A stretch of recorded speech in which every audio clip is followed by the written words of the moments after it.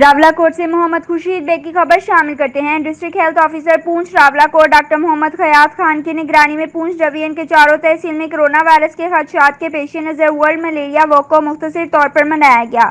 اس موقع پر واک میں شامل سٹاف نے پمفلٹ اور بینر اٹھا رکھے تھے جن پر ملیریا کے پھیلاو اور اس کے حفاظتی اقدامات کے بارے میں تدابیر لکھی ہوئی تھی۔